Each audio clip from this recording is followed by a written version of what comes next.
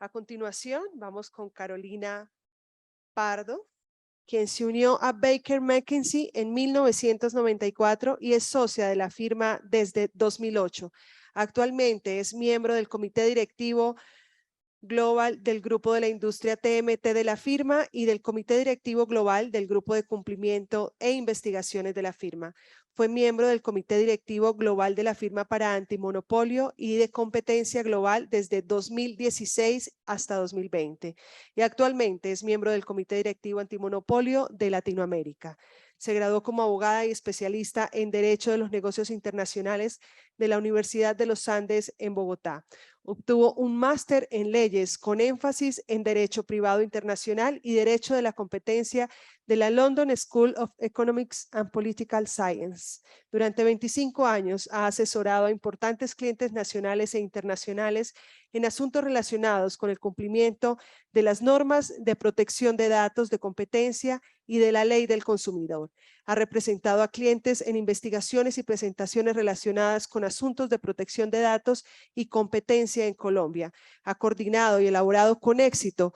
propuestas de artículos para las autoridades nacionales en nombre de los principales grupos industriales de Colombia. En 2016, la Global Competition Review la seleccionó como una de las 100 mujeres más influyentes en materia de antimonopolio. Los dos últimos superintendentes de Industria y Comercio han seleccionado a Carolina como asesora no gubernamental del regulador antimonopolio de Colombia.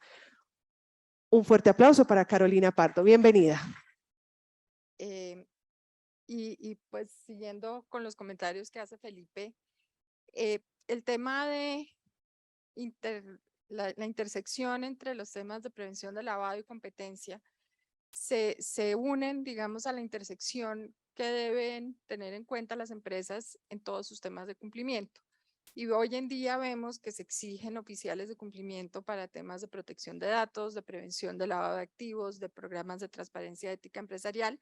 y vemos que de alguna manera los temas antimonopolio también ya han surgido, digamos, pues normas que si bien no implican la obligación de tener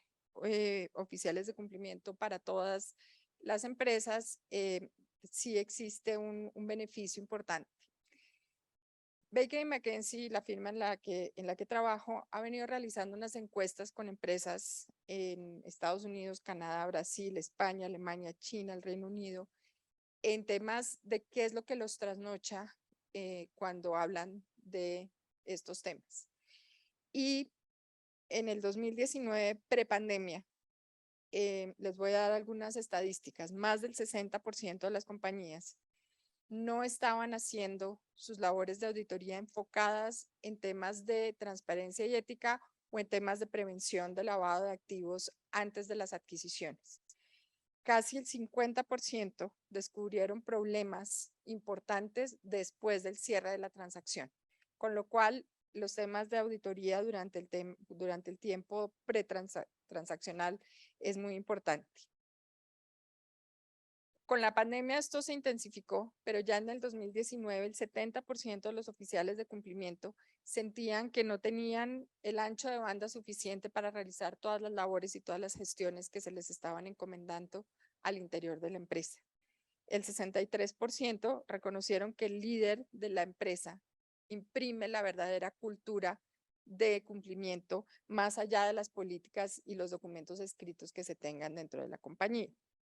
El 64% cree que la función de cumplimiento es responsabilidad del oficial. Esto es lo que los oficiales de cumplimiento están reportando, que dentro de las empresas hay una percepción de que la labor de cumplimiento únicamente radica en el oficial de cumplimiento, lo cual hemos visto que es completamente contrario a la realidad, en donde la cultura de cumplimiento no trasciende a todas las áreas de la organización. La labor de cumplimiento por parte del oficial se vuelve muy compleja. Y digamos de cara hacia el exterior, el 40% le tiene miedo a hablar de sus temas de cumplimiento por el temor a que se descubra y las consecuencias que esto puede implicar. El 52% son conscientes de que sus contrapartes, es decir, sus proveedores y sus clientes les pueden generar riesgos de prevención de lavado o de transparencia y ética, pero no obstante, por los pocos recursos que tienen en este momento, y esto se acrecentó con la pandemia, el 51% sigue confiando que sus contrapartes hagan un manejo adecuado del tema de prevención de lavado y anticorrupción.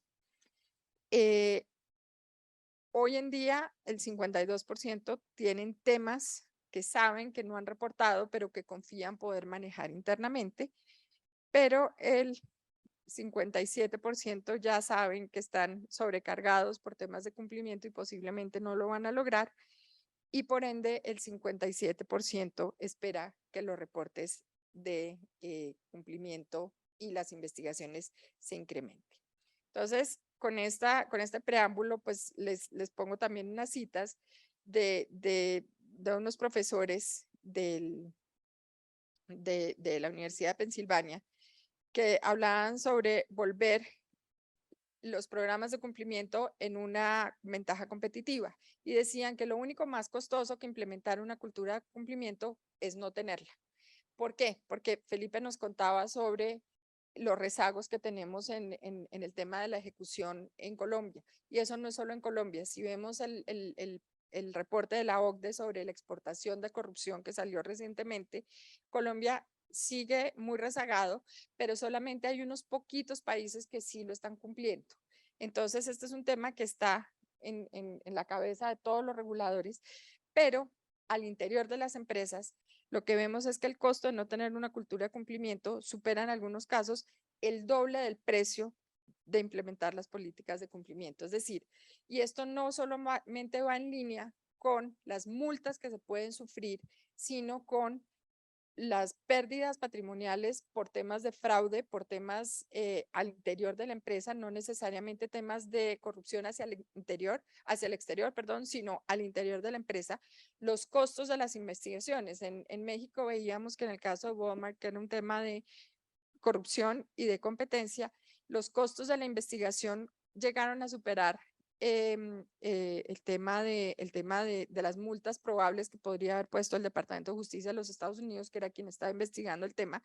por los costos que generó la investigación misma, que llegaron casi al $1 billón. Entonces, los costos de la investigación misma son bastante importantes y generan un rezago patrimonial al interior de la empresa. Y adicionalmente, pues obviamente están los daños reputacionales. Cada vez más las empresas están cerrando la banda a quienes tienen problemas de corrupción o problemas de prevención de lavado de activos. Vemos pues que el riesgo de contagio en el área de lavado de activos es un riesgo importante y que salir de las listas de OFAC o las listas de restrictivas es muy complejo. Entonces, todo esto es como para decirles que el tema de cumplimiento desde el interior y desde el sector privado sí es una necesidad. Hay tecnologías que están ayudando a las empresas, sin embargo, los oficiales de cumplimiento reportan que no siempre los involucran en los procesos de contratación de estos recursos de inteligencia artificial con los cuales se pueden identificar conductas repetitivas, se pueden hacer algunos temas de rastreo, de acuerdo obviamente con los temas de protección de datos que tienen que ir muy en línea y a veces se nos olvidan haciendo las investigaciones internas, pero la tecnología llegó también no solo para permitirle a quienes están llevando a cabo los temas de lavado de activos o de corrupción, sino para ayudar a las empresas al interior de las mismas a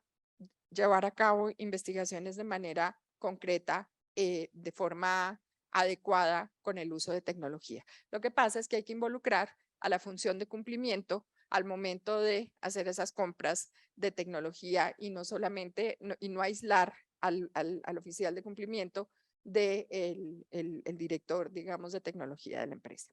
Entonces, pues vemos que esto lo conocemos todos, ya lo hemos reiterado, y es que el lavado de activos, pues es la actividad de ocultar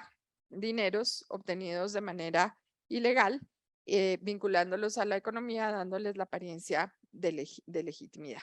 Entonces, dentro de los verbos rectores, vemos que los delitos contra la administración pública están como delito fuente del delito de lavado de activos. Y pues ahí vemos que es adquirir, resguardar, invertir, transportar, transformar, almacenar, conservar, custodiar o administrar estos recursos. La colusión en licitaciones es una de las conductas que está tipificada como delito contra la administración pública y habla de prácticas restrictivas contra la administración pública. Y ahí lo que estoy buscando es el enlace para que vayamos viendo normativamente cómo se relacionan estos dos temas. Entonces, la colusión es una conspiración para neutralizar la competencia, para lograr una selección artificial del oferente y obviamente alterar de manera ilegal el procedimiento contractual, que puede ser a través de licitación pública, subasta pública, selección abreviado concurso. Entonces, ahí hay un estudio de la OCDE del 2010 que dice que si bien las conductas de colusión y corrupción son distintas y se consideran como actividades distintas, o sea, van en tándem. Generalmente, cuando hay colusión, también hay corrupción dentro del proceso de selección. La norma define la colusión como una práctica restrictiva y dice que son aquellas conductas, acuerdos, no conductas, y en eso me corrijo, son acuerdos que tienen por objeto la colusión en licitaciones o concursos o que tienen como efecto la distribución de adjudicaciones de contratos, distribución de concursos o fijación de términos de las propuestas. En el área de competencia vemos en casi todo el panorama normativo que cuando estamos hablando de de las conductas, estas pueden tener por objeto, es decir, se sanciona la intención o el efecto. Y muchas veces, cuando hacemos investigaciones, Felipe fue un regulador muy activo, vemos que las empresas a quienes están investigando dicen, es que yo no tenía esa intención, es que yo no quería generar ese efecto. Y ahí esa respuesta pues no conlleva a ningún beneficio de exención de responsabilidad porque el efecto mismo se sanciona. Tenemos un panorama normativo muy amplio y ahí pues traté de resumirles todas las normas de libre competencia que tenemos en Colombia y pues Felipe lo mencionaba, la ley 155 del 59 en Colombia se expidió, pero en el año 91, con la expedición de la Constitución, hablamos del artículo 333, que dice que la libre competencia es un derecho. Eso es lo primero que hay que resaltar, pero supone responsabilidades. Y el mandato al Estado es que se impida o se obstruya la libertad económica y que se evite y se controle cualquier abuso que las personas hagan de su posición dominante en el mercado nacional. La colusión está tipificada como una práctica restrictiva en el decreto 2153 del 92, que se expidió como parte de las funciones que se le dieron al presidente de la República para reglamentar la Constitución del 91 y pues a partir de ahí hemos visto un sinnúmero de normas, la última siendo la ley 2195. Entonces, les comentaba que las prácticas comerciales restrictivas en general, todas se consideran de objeto ilícito y nuevamente se sancionan no solamente las que se hacen sin culpa o sin intención, sino cuando aquellas tienen el efecto igual, tienen una sanción. Cuando hablamos de prácticas restrictivas de la competencia, podemos tener acuerdos que se celebran entre dos o más empresas o dos o más agentes del mercado, sin importar la forma jurídica. Y ahí es donde muchas veces vemos que los agentes que están incumpliendo la norma consideran que si no hay un acuerdo escrito y que si no hay unas formalidades, están exentos de responsabilidad, lo cual es contrario completamente a la realidad. De hecho, el intercambio de información sensible y comercialmente sensible que tenga que ver con precios, con conductas, con proyecciones de negocios, se ha considerado casi como una conducta ya que de por sí es muy difícil desvirtuar su carácter ilegal. Los actos son actos unilaterales y el abuso de posición de dominio son actos unilaterales que ejerce una empresa que tiene una posición de mercado importante. Pero para estos efectos estamos hablando de los acuerdos como lo hemos visto que está tipificado dentro de la normatividad. La ley 2195 efectivamente incrementó el valor de las sanciones y hoy en día se puede escoger entre el 20% del valor de los ingresos o el patrimonio de las partes involucradas, 100.000 salarios mínimos, que hoy son 100.000 millones de pesos, pero eso va ajustándose con el salario mínimo, el 30% del valor de la utilidad o el 30% del valor del contrato estatal, lo cual es relevante para la conversación que estamos teniendo en este foro. Esto es para los agentes del mercado. Y estos agentes del mercado pueden ser personas jurídicas o pueden ser personas naturales. Y recientemente la superintendencia ha venido poniendo los topes de las personas que bajo la 1340 se reservaban a las empresas, se las ha venido poniendo a las personas naturales porque las considera facilitadoras y considera que se pueden calificar como agentes dentro del mercado. Y eso lo ratificó la ley que se expidió a comienzos del año 2022. Adicionalmente, las personas naturales que actúen como facilitadoras dentro de la organización, y aquí les pongo la lista, que son los administradores, los miembros de junta directiva, los empleados, pero incluso los asesores, pueden ser sancionados con sanciones pecuniarias de hasta 2.000 salarios mínimos legales mensuales vigentes. Esto se actualiza con el valor del salario. Y una norma importante que trae la 1340 es que la empresa no puede pagar de ninguna manera el valor de la sanción porque eso acarrea nuevas investigaciones. Ese pago de las sanciones de las personas naturales es una conducta ilegal y está proscrita, y la superintendencia lo que hace es que pide declaraciones de renta y busca establecer cómo fue que la persona efectivamente obtuvo los recursos para pagar la sanción. Dentro de la tasación de la sanción también buscan revisar declaraciones de renta porque, y esto sí viene de la jurisprudencia, no se trata de que las sanciones sean de ningún modo que vayan a alterar el patrimonio de la compañía. Adicionalmente, dentro del tema de competencia y prevención de lavado, hay una norma que es importante y es que en materia de competencia desleal existe la posibilidad de que un agente del mercado sea demandado por obtener una ventaja competitiva significativa adquirida frente a competidores mediante la infracción de una norma jurídica. Ya hemos visto que cuando yo estoy lavando activos y cuando estoy en colusión en licitaciones, siendo la colusión uno de los delitos fuente del lavado de activos, estoy violando una norma y por ende cualquier ventaja competitiva, pecuniaria y de ingresos que yo reciba podría dar lugar a que terceros competidores o no me demanden para obtener el resarcimiento de los perjuicios. No conocemos o yo no conozco el caso que se haya dado, pero la posibilidad jurídica está ahí, en donde no solamente podrían obtenerse sanciones de la Superintendencia de Sociedades por lavado de activos, las sanciones penales pues, de la Fiscalía, inclusive las de parte civil, las sanciones de la Superintendencia de Industria y Comercio, sino que adicionalmente podría haber demandas de perjuicios por competencia desleal. Felipe mencionó ya algunos casos, aquí está el de Cardique, no me voy a detener en esto.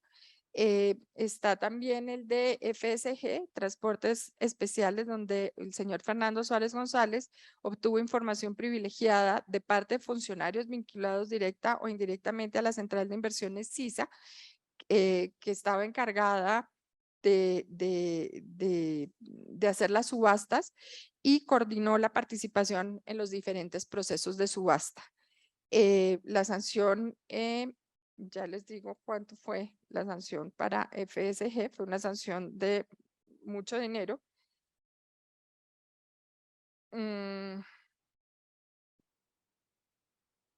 A Fernando Suárez le pusieron 366.000 salarios, pero hubo sanciones por colusión en licitaciones y hubo sanciones por la norma general de competencia que la superintendencia puede imponer bajo diferentes condiciones de infracción. Entonces, por la colusión en licitaciones públicas a transportes especiales le impusieron 1.312 millones de pesos. H de logística 97 millones de pesos. Bueno, no me voy a detener, en total fueron 3.808 millones de pesos por este cartel y por esta corrupción. Asoproval, pues también ya vemos que ahí están las sanciones de Asoproval por el PAE. Y ahí al PAE o dentro del PAE ha habido 2 investigaciones, inclusive en una, esta es la de los refrigerios escolares que nos mencionaba Felipe, pero también se sancionó otra adicionalmente en donde se demostró que a raíz del cartel se había incrementado el 42% el precio de la compra de frutas y de alimentos, es decir, con el erario público terminaron pagando 42% más de lo que han debido pagar por este cartel de contratación. Otra reciente es la de AESNAR, que es AESNAR logró afectar las negociaciones que se realizaban entre el S de Nariño y las EPS, impidiendo que se obtuvieran ventajas propias de la libre competencia, como mejorar las condiciones en términos de precio y calidad para la prestación de los servicios a los afiliados a las EPS en Nariño. Entonces, ahí lo que se hizo es a través de esta Asociación de Empresas Sociales del Estado, evitar que cada una de las EPS pudiera tener procesos competitivos adecuados e impuso pues unas sanciones por esto, porque AESNAR lo que hizo fue que neutralizó completamente el proceso competitivo. Y estas 5, Alcalá, Espinosa y otros a quienes les impusieron sanciones de 956.000 millones de pesos en total. Entonces, eso pues es el resumen muy abuelo de pájaro, pero para comentarles que las estadísticas sí están dándonos la pauta de que un programa de cumplimiento integral, no solamente basado en prevención, no solamente basado en normas anticorrupción, ni en protección de datos, ni en antimonopolio, sino en una gestión integral de la función de cumplimiento, tiende a ser mucho más efectiva, tiene que venir desde la cabeza. Veíamos que no basta tener políticas escritas, sino que el liderazgo de la empresa es la que imprime el ritmo dentro de la organización. Y como conclusión, pues que si no se acude a la tecnología en este momento con herramientas de inteligencia artificial y otros programas que están ayudando a las multinacionales en general a tratar de intervenir antes de que ellas mismas empiecen a sufrir los perjuicios, porque además lo que se ha demostrado es que la empresa sufre los perjuicios al interior porque está sufriendo un desmedro patrimonial por una mala gestión al interior, y además es la que tiene que llevar la responsabilidad del pago de las sanciones y del daño patrimonial que esto conlleva. Entonces, eso era lo que quería venir a contarles, y pues agradezco nuevamente a las Naciones Unidas y a este foro, y agradezco a todos ustedes por la atención. Muchas gracias.